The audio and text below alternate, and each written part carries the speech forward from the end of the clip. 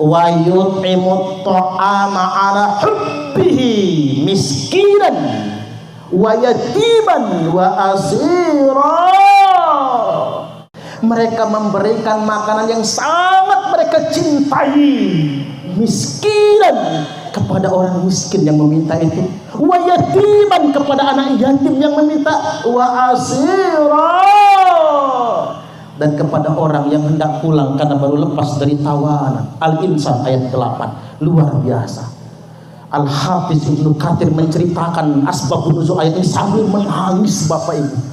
Betapa takjubnya dengan ahlul bait. Nah, itulah ciri anak putune Kanjeng Nabi. Wa yu'thiruna ala anfusihim walau kana bihim khasasah. Mereka mendahulukan kepentingan orang lain daripada diri mereka sendiri, walaupun mereka sendiri sangat membutuhkannya.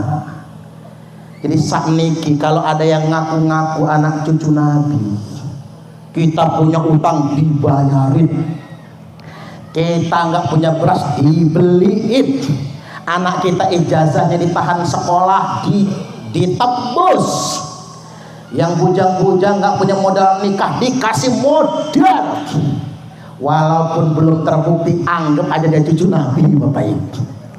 Tapi hari ini kalau ada yang ngaku anak cucu Nabi tapi malah gawe di umat Nabi, yakin bihaqil yakin dia bukan cucu Nabi.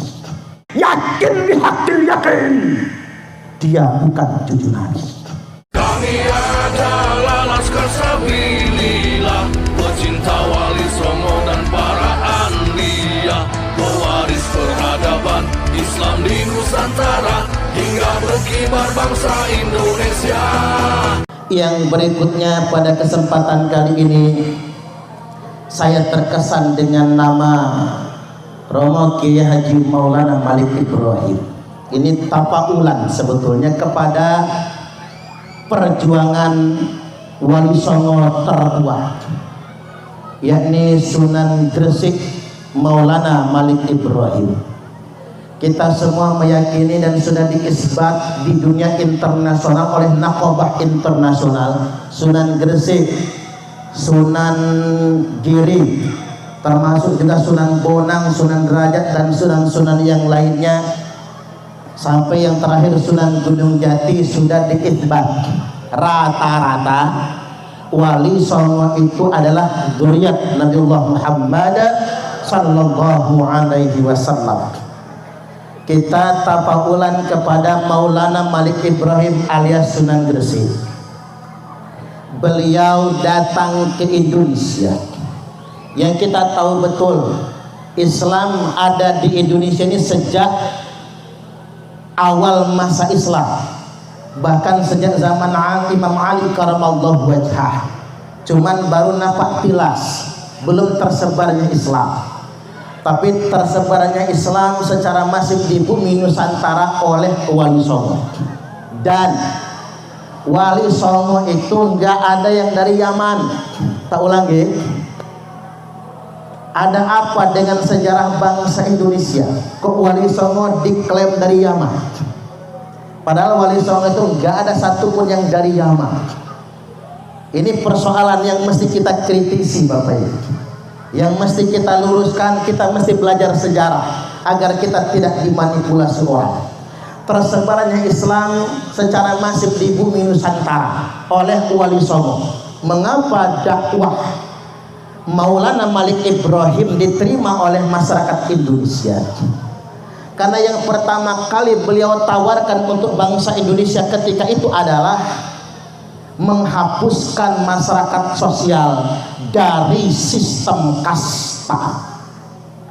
Maulana Malik Ibrahim niku masuk ke Indonesia akhir abad ke-14 hingga awal abad ke-15.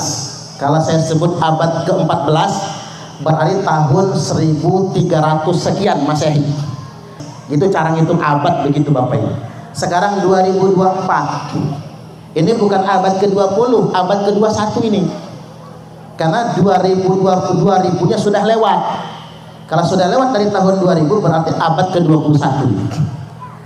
Jadi beliau datang berdakwah ke bumi Nusantara, menghapuskan sistem kasta dalam struktur bangsa Nusantara.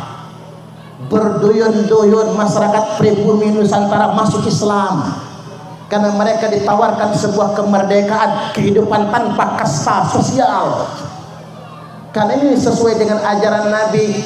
Di masyarakat Arab jahiliyah yang berkasta-kasta, biasa menyombongkan nasab, biasa membangga-banggakan keleluhurnya. Dalam peristiwa Futuh Mekah, kendaraan Nabi tidak bisa masuk ke area tawaf karena ada 10.000 pasukan yang dibawa Nabi, ditambah lagi puluhan ribu masyarakat Mekah yang taslim menerima Islam, yang islah kemudian mereka tadi menolak kemudian menerima Islam, penuh Masjidil Haram. Unta Nabi tidak bisa masuk. Maka manusia paling mulia ini terpaksa menambatkan kendaraannya. Kemudian beliau turun. Asik, mending mobil saya bisa masuk sampai ke sini, Bapak Ibu. Kita hormat para yai, Pak. Kita ngundang penceramah, pokoknya banser dikerahkan.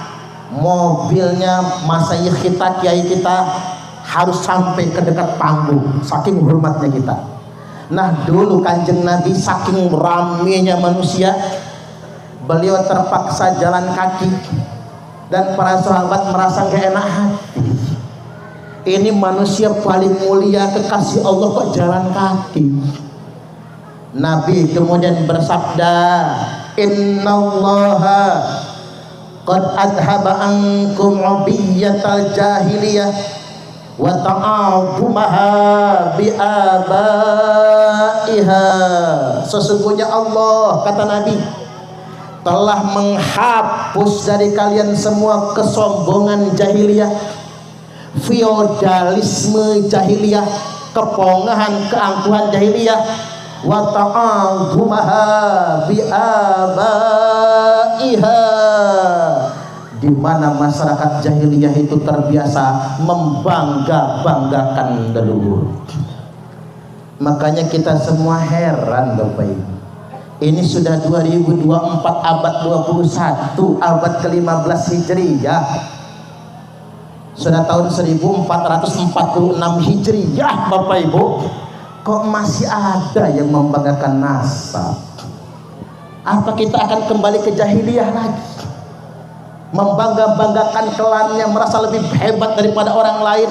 Yang terbaru itu saya geleng-geleng.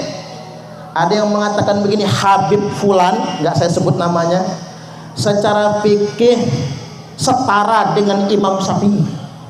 Sampai situ kita masih terima, Pak. Walaupun kita mau bertanya, mana karya fikihnya gitu. Dia katakan setara dengan Imam Syafi'i, tapi secara ruhani lebih tinggi daripada Imam Syafi'i. Mapas, kata orang Lampung.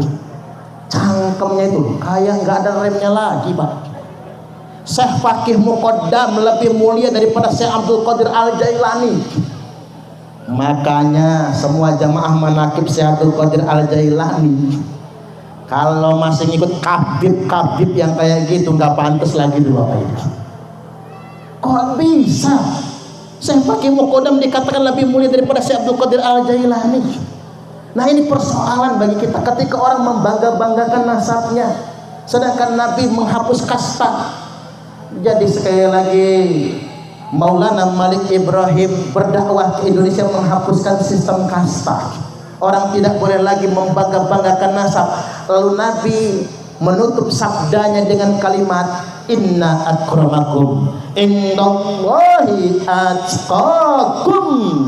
Sesungguhnya yang paling mulia di antara kalian semua di sisi Allah adalah orang yang paling bertakwa. Alih-alih membanggakan nasab, muncul dakwah di media digital bertebaran. Apa kata mereka? Yang sampai dikutip oleh Roma Irama, kabib walaupun ahli maksiat, nggak pernah sholat, nanti matinya husnul khotimah karena cucu Nabi. Kiai walaupun alim, kumisnya tebal, istrinya 3, ntar lagi 4, umpami nih dulu, walaupun zuriat Sunan Giri tapi benci kabeh masuk neraka. Segitunya Bapak Ibu. Muhibbin walaupun nggak pernah sholat nanti masuk surga. Nah hal-hal yang kayak gini kan tidak boleh diceramahkan. Oke, orang boleh meyakini itu, hak dia kan, kita nggak bisa maksa. Mungkin itu paradigma fikroh dia, pikiran dia begitu, madhab dia begitu. Tapi nggak boleh diceramahkan, karena kalau diceramahkan Bapak Ibu, rusak tatanan ajaran Islam ini, hancur semua. Karena diceramahkan, tidak boleh itu. Karena kalau itu diceramahkan ini sangat bahaya sekali. Orang jadi malas sholat, Pak, malas ngaji nantinya. Nah Nabi bersabda, apa kata Nabi? Ya ma'syara Quraisy, wahai segenap bangsa Quraisy. Nabi itu ngomong suku. Makanya jangan heran, nasionalisme itu wajib Pak. Kalau kata HTI, Hizbut Tahrir, nasionalisme itu haram. Tapi kalau kita sunnah, bahkan wajib nasionalisme. Nabi juga mengunggulkan bangsanya. Tapi Nabi ingatkan kepada bangsa Quraisy, ya ma'syara Quraisy, wahai bangsa Quraisy, la ugni ankum minallahi syai'a. Saya Muhammad, saudara kalian, suku kalian, tidak bisa menolong kalian sedikit pun di hadapan Allah kalau kalian tidak bertakwa. Ya Bani Abdi Manaf, wahai keturunan Mbah Abdul Manaf. Ini Pak, mbah moyangnya Nabi. Wahai, ini berarti klan. Kalau Quraisy suku, kalau keturunan Mbah Abdi Manaf itu klan. Wahai keturunan Mbah Abdi Manaf, la ugni ankum minallahi syai'a. Saya saudara kalian Muhammad tidak bisa menolong kalian sedikit pun kalau kalian tidak bertakwa kepada Allah. Masuk lagi Nabi, ya Abbas, ini paman Nabi, min ahli baitin Nabi. Ahlul bait Nabi itu ada 4 keluarga. 1, Alu Aliyin, keluarga Ali. Alu Ja'farin, keluarga Ja'far. Alu Aqil, keluarga Aqil. Alu Abbas, keluarga Abbas. 4 keluarga Ahlul bait. Ya Abbas, la ughni anka minallahi syai'a. Paman, gak enak nyebutnya Abbas Pak, karena paman Nabi. Paman, kata Nabi, saya Muhammad tidak bisa nolong paman sedikit pun kalau paman tidak bertakwa kepada Allah. Ya Safiyah, ammata Rasulullah sallallahu alaihi wasallam, wahai Safiyah, bibi Nabi.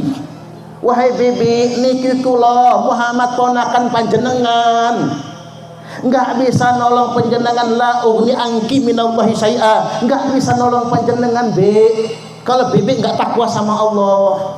Tuh, yang lebih spesifik lagi, ya Fatimah, wahai Fatimah, putri kesayangan, la ugni anki minallahi syai'a. Jauh kanjeng Nabi, Fatimah, kamu pengen ngambil hartaku, ambil. Kalau ada warisan tinggalanku, ambil, kata Nabi. Tapi ingat, la ugni anki minallahi syai'a. Saya ayahmu Fatimah, enggak bisa menolong kamu kalau kamu tidak bertakwa kepada Allah. Jadi kalau hari ini ada orang yang mengatakan kami anak cucu Nabi pasti masuk surga semua, walaupun ngambung bini orang, kan begitu? Itu sesat menyesatkan. Belum mutilun itu Bapak Ibu, itu sesat menyesatkan. Fatimah saja nggak bisa ditolong oleh Nabi. Nih buat sahabat-sahabat Bansar, jangan mau dicekokin kayak gitu. Sampai dikatakan Bansar gak usah sholat gak apa-apa, yang penting jadi muhibbin. Gak bisa, jangan. Nggak begitu aturannya. Jadi ajaran Islam tidak boleh dirusak oleh doktrin, nggak boleh.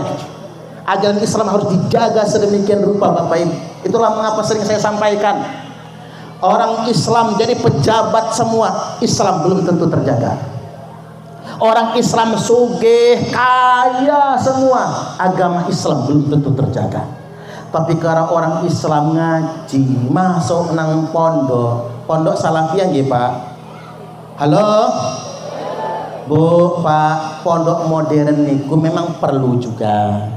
Karena kalau anak kita masuk di pondok modern, dia bisa menjadi dokter, menjadi polisi, jadi jaksa, kan begitu Pak. Karena dia ilmu kompetitifnya ilmu umum, walaupun pesantren.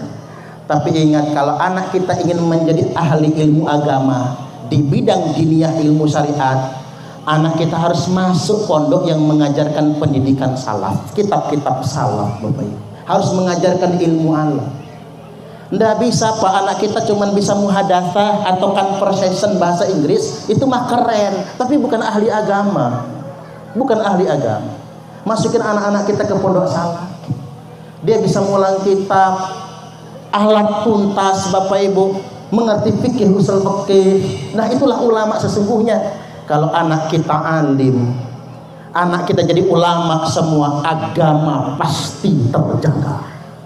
Yakinlah Bapak Ibu, walaupun orang Islam melarat semua, umpami nggih, orang Islam melarat semua, orang NU nggak ada yang jadi gubernur, nggak ada yang jadi bupati, nggak ada yang jadi wali kota, nggak ada yang jadi presiden, umpama.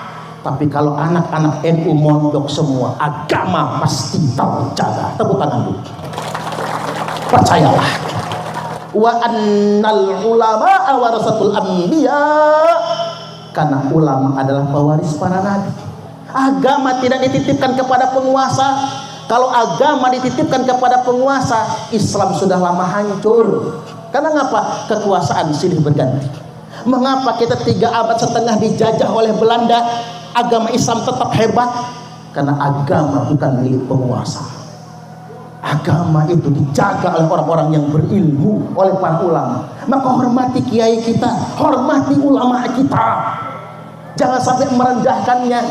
Tangan orang kita cium bolak-balik kiai kita, enggak.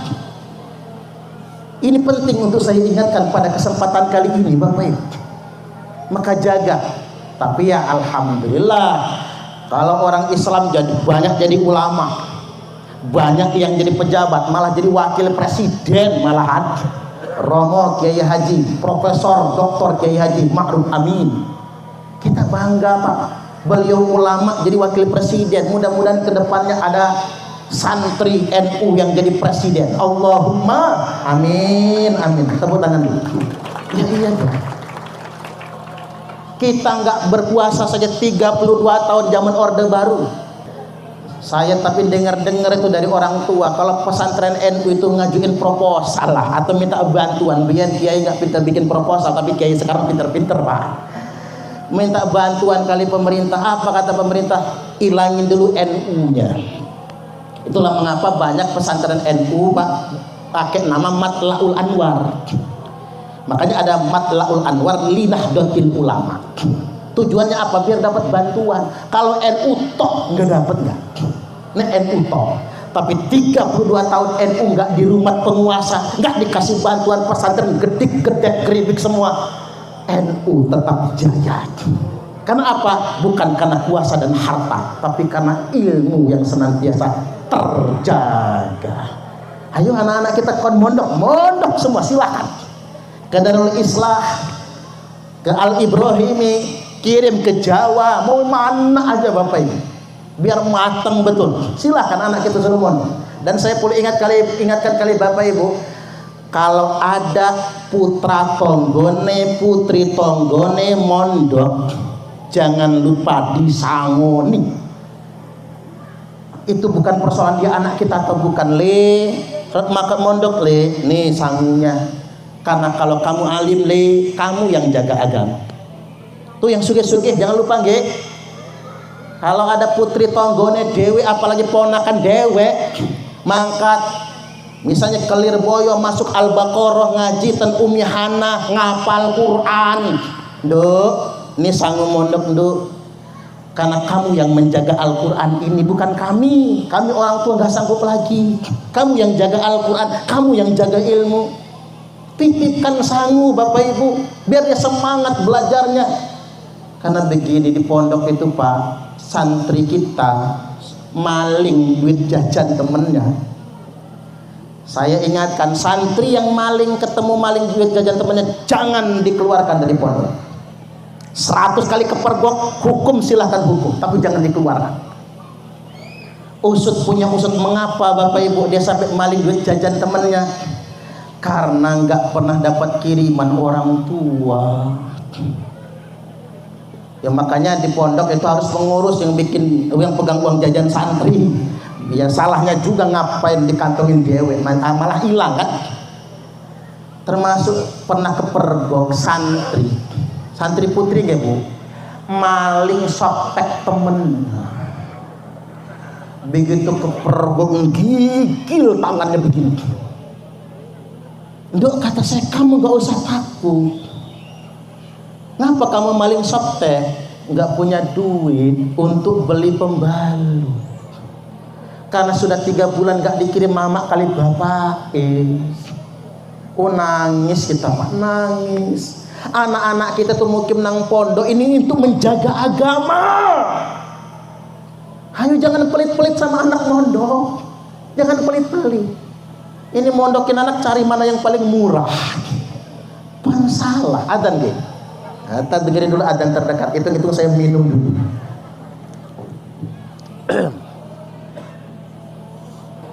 Baik, cukup segitu kita mendengarkan adzannya. Karena kalau didengar semua banyak nasibnya Pak. Lanjut nggih. Tidak apa-apa. Hadirin wal hadirat Bapak Ibu rahimakumullah. Saya balik lagi meneladani dakwah Wali Songo. Ini dakwah yang menghapuskan sistem kasta, dakwah sosial di mana masyarakat pribumi Nusantara merasa dianggap sebagai manusia, bukan direndahkan. Makanya kemudian secara masif masyarakat Nusantara menerima Islam karena ajaran Islam itu sesuai dengan fitrah manusia, masuk ke akal sehat dan sejalan dengan hati nurani kita semua. Kita belajar dengan ajaran-ajaran Wali Songo. Misalnya Sunan Ampel punya putra Sunan Derajat, Sunan Bonang, tiga-tiganya jadi wali. Jadi Sunan Derajat punya tagline begini, menehono tekan marang wong kang wuto. Ini Jawanya bener nggak? Menehono tekan marang wong kang wuto. Menehono pangan marang wong kang luwih. Menehono busana marang wong kang wuto. Menehono pangyut marang wong kang keudanan. Berikan tongkat kepada orang buta, berikan makan kepada orang lapar, berikan pakaian untuk orang yang telanjang, serta berikan payung atau tempat berteduh untuk orang yang kehujanan. Itulah dakwahnya Wali Songo. Jadi Wali Songo itu bukan dawiri pribumi. Tak ulang nggih. Wali Songo niku tidak ndawiri masyarakat Nusantara. Ngerti ndawir? Ndawir niku bermakna keliling minta duit. Eca-ecaan ada yang jual apa, suruh ngelihat rambut Kanjeng Nabi maharnya 50.000. Pernah ada? Ini contoh itu. Eca-eca jualan infak wakaf Al-Quran, Qurannya nggak tahu di mana. Ngaku-ngaku putune Kanjeng Nabi ndawir ke pondok-pondok. Mohon maaf Kiai, ente kaya gara-gara kakek aneh. Karena ente kayanya gara-gara kakek aneh minta duit 30 juta. Itu ndawir. Wali Songo itu tidak pernah minta kepada umat, tapi malah memberi, malah berbagi. Itulah ciri min ahli baitin Nabi. Jadi saya ingin sampaikan pada kesempatan kali ini, ciri anak putu Nabi, ciri khas ahlul bait Nabi, ciri utama cucu Nabi, nggak pernah minta kepada siapapun. Makanya nggak enak jadi anak cucu Nabi itu Bapak Ibu, nggak boleh nerima zakat. Awas ya Ibrahim, nek jenengan ngaku putune Kanjeng Nabi nggak boleh nerima zakat lagi. Mending ngaku putune Sunan Giri aja gak apa-apa, biar bisa nerima zakat, kan begitu. Jadi nggak boleh nerima zakat, nggak boleh minta sedekah Bapak Ibu, malah harus memberi. Nah ini ada sebuah riwayat sahih yang terkemuka yang ingin saya sampaikan pada kesempatan kali ini. Al-Hafiz Al-Imam Ibnu Katsir mengungkapkan tentang asbabun nuzul, turunnya surah Al-Insan ayat yang ke-8, yakni suatu hari Imam Hasan wal Husain radhiyallahu anhuma putune Kanjeng Nabi sakit. Makin hari sakitnya makin parah. Karena makin parah, Imam Ali dan Fatimah merasa cemas. Maka Imam Ali inisiatif, yuk kita nazar. Nah, itulah nazar. Nazar itu boleh, tapi bayarnya wajib. Sama kayak utang. Ngutang itu mubah, tapi bayarnya wajib. Ini kebalik, ngutangnya wajib, bayarnya haram. Kadang-kadang yang diutang lebih galak daripada yang nagih. Ini di sana, kalau di sini rusaknya. Utang piutang itu mubah, ngutang mubah, menghutangi sunnah, bayarnya wajib. Ini penting diketahui. Imam Ali nazar kali Fatimah, nazarnya puasa 3 hari. Kalau Hasan Husain sembuh, maka nazar puasa 3 hari. Dilalah habis ikror sembuh. Imam Ali beda, karena Imam Ali dan Fatimah itu min ahli baitin Nabi. Membayar utangnya nggak nunggu nanti. Nah, kalau kita ini Pak, utang nunggu nanti. Terutama utang suami sama istri, lama betul bayarnya. Ada nggak yang kayak gitu, Bu? Mana suaminya, yang mana orangnya? Janji beli emas 10 gram, udah 10 tahun dari beliin. Jadi balik lagi Bapak Ibu, min ahli baitin Nabi, karena mensifati keluarga Nabi, ahlul bait nggak mau nunda bayar hutang. Maka besoknya Imam Ali dan Fatimah langsung bayar nazar puasa. Beliau kerja dengan orang Yahudi, makanya boleh Bapak Ibu. Kerja dengan orang Nasrani boleh, kerja sama yang punya perusahaan orang Yahudi boleh, muamalah itu. Kita bos, karyawan kita ada yang agamanya Kristen boleh, ada yang agamanya Hindu Buddha boleh, muamalah. Imam Ali kerja kepada orang Yahudi memintal wol, benang wol, dapat upah, alhamdulillah cukup untuk 3 hari. Maka hari itu puasa tanpa sahur, karena ada persediaan makan cuma untuk Hasan dan Husain. Giling tepung, jadikan roti. Begitu jelang berbuka, tok tok tok tok, datang orang miskin, sudah beberapa hari nggak makan. Nggak tega ahlul bait Nabi, Pak. Jatah makan Imam Ali dan Fatimah diambil, dikasih kepada orang miskin tadi. Hanya tersisa sedikit buat Hasan dan Husain. Besoknya puasa lagi tanpa sahur, bikin roti lagi. Begitu mau jelang berbuka, tok tok tok, nongol anak yatim. Sudah beberapa hari nggak makan, ambil lagi. Imam Ali nggak berbuka pakai roti, cuman minum doang dengan Fatimah.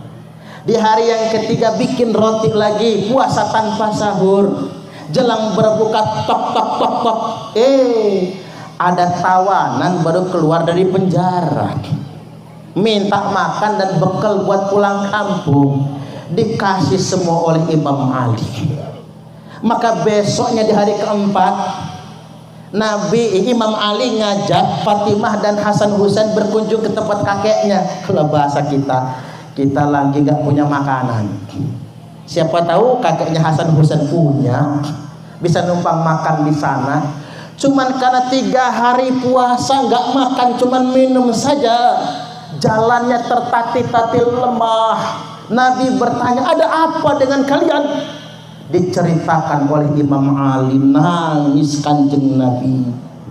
Maka turun firman Allah Ta'ala surah Al-Insan ayat yang ke-8, wa yut'imut ta'ama ala hubbihi miskinan wa yatiman wa asira.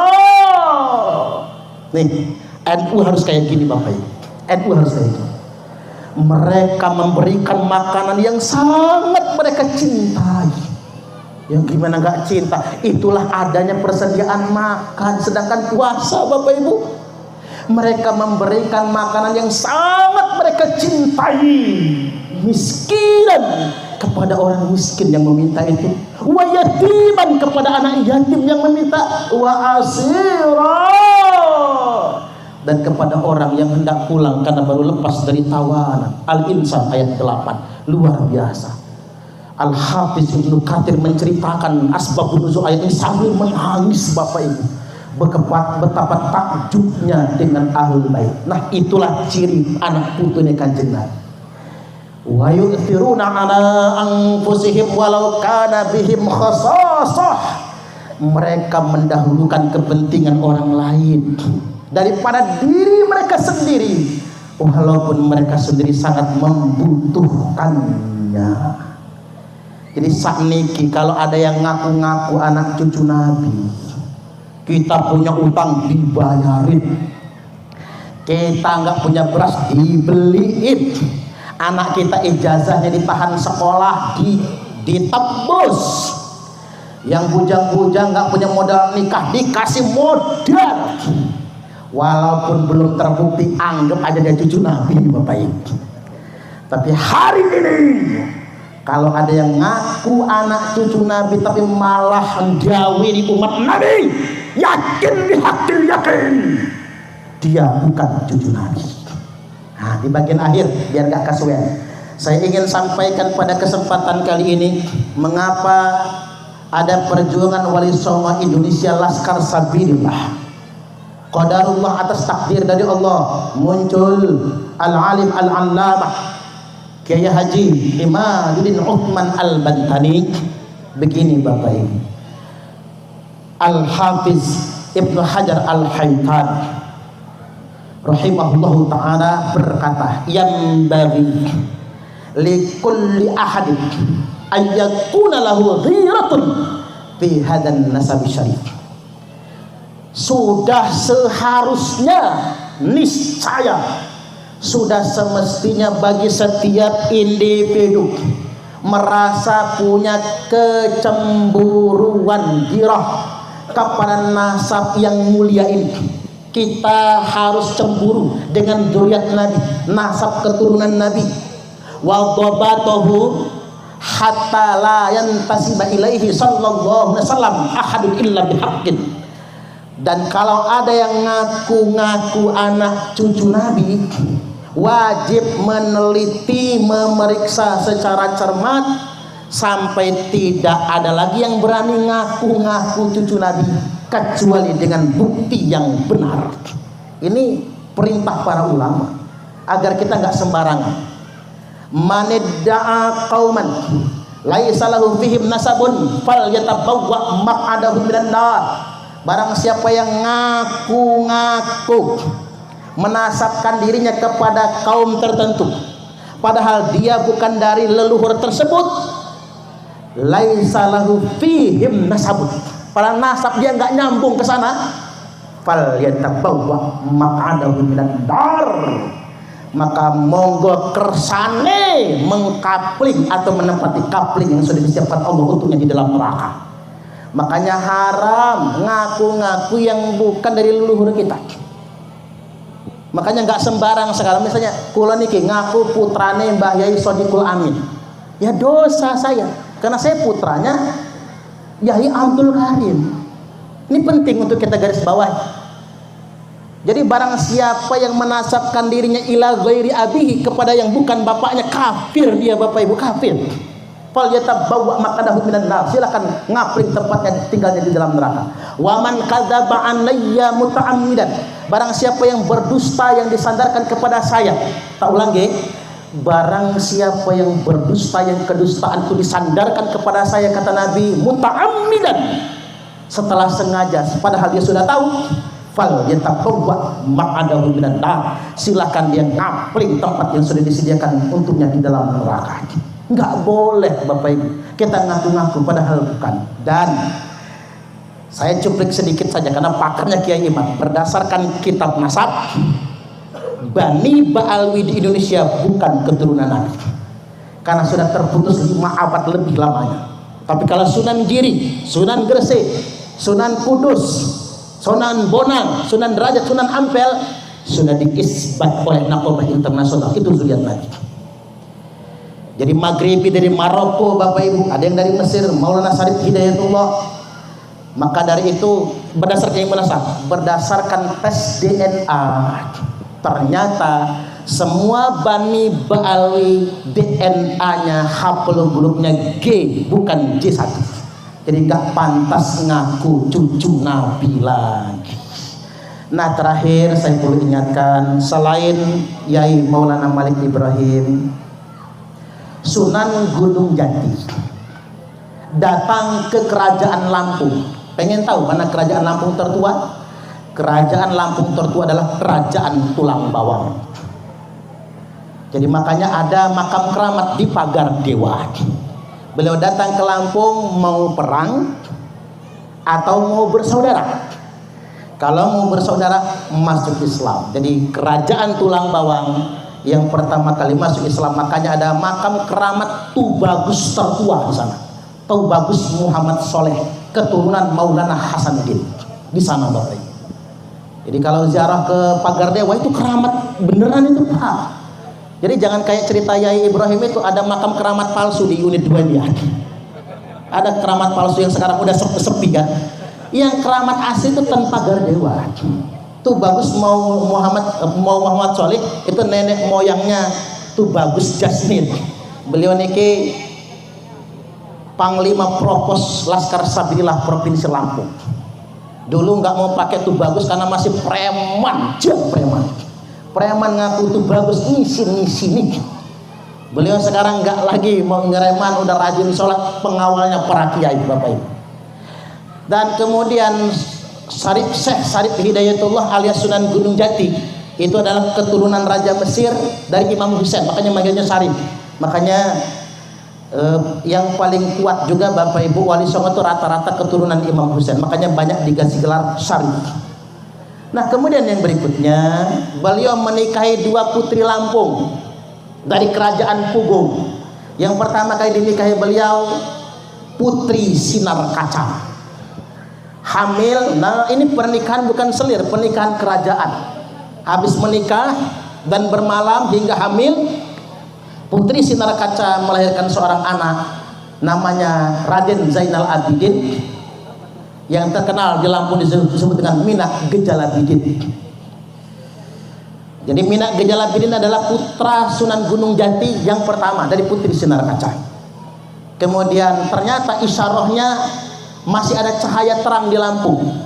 Nah beliau akhirnya menceraikan Putri Sinar Kaca untuk menikahi adiknya Putri Sinar Alam. Dari pernikahan dengan Putri Sinar Alam punya anak Raden Muhammad Aji Saka. Nah Raden Zainal Abidin atau Minak Gejalabidin mendirikan kerajaan Melinting, Keratuan Melinting. Kemudian Muhammad Aji Saka mendirikan Keratuan Darah Putih yang sering kita ziarahi. Raden Muhammad Aji Saka niki punya cicit dari keturunan kelimanya, tingkat kelima, namanya Raden Intan Kesumaratu I yang perang melawan Belanda. Raden Intan Kesumaratu I punya putra 2. Satu Raden Imba Kesumaratu II dan Dalom Kesumaratu, 2 putranya. Raden Imba Kesumaratu II punya putra namanya Raden Intan Kesumaratu II yang perang melawan Belanda, kemudian gugur masih bujang, yang kemudian ditetapkan menjadi pahlawan nasional asal Lampung dan dinobatkan menjadi nama Bandara Raden Intan, Uin Raden Intan, dan berbagai macam nama-nama lainnya. Karena beliau nggak punya putra, maka silsilah keratuan dilanjutkan oleh pihak pamannya Dalom Kesumaratu. Dalom Kesumaratu punya anak namanya Raden Muhammad Jamil. Nah sekarang ini keturunan Raden Intan itu Bapak Ibu, itu adalah keturunan Raden Muhammad Jamil yang masih ada sampai sekarang. Jangan-jangan kita menunjuk orang lain sebagai cucu Nabi, cucu Nabi betulan kita abaikan Bapak Ibu. Saya datang ke Kuripan kepada keturunan Raden Intan, keturunan Ratu Darah Putih, saya tanya, panjenengan sanggup nggak ngaku putune Kanjeng Nabi? Apa kata beliau? Gak berani. Kami gak berani ngaku cucu Kanjeng Nabi. Kami hanya berani mengatakan kami keturunan Raden Intan, kami keturunan Ratu Darah Putih, kami keturunan Syarif Hidayatullah, tapi gak berani ngaku cucu Nabi. Sekarang Raden Yoga, Aden Yoga dari Puripan Kalianda sudah tes DNA, tinggal tunggu hasilnya saja. Artinya Bapak Ibu, tidak untuk mengungkit-ungkit nasab orang lain dan tidak untuk pamer nasab dan sebagainya seperti kata Yai Ibrahim tadi, tapi menjaga silsilah nasab itu penting Bapak Ibu. Bukan untuk disombongkan, untuk menjaga kemuliaan, menjadi tanggung jawab kita semua. Mungkin ini saja dulu apa yang saya sampaikan pada kesempatan kali ini.